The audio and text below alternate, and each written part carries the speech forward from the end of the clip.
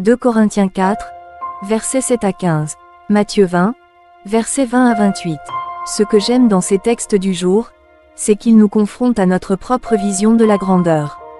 Dans la première lecture, Paul nous rappelle que nous portons un trésor dans des vases d'argile, et que cette puissance ne vient pas de nous, mais de Dieu.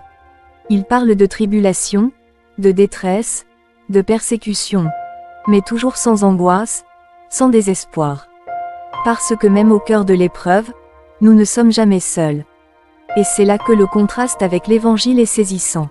La mère de Jacques et Jean demande à Jésus que ses fils soient élevés, placés aux premières places. Elle imagine la grandeur comme un positionnement, une élévation visible.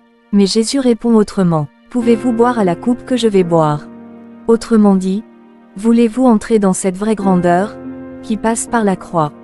La véritable grandeur ne se mesure pas à la place qu'on occupe, mais à la paix que l'on garde au cœur des tribulations.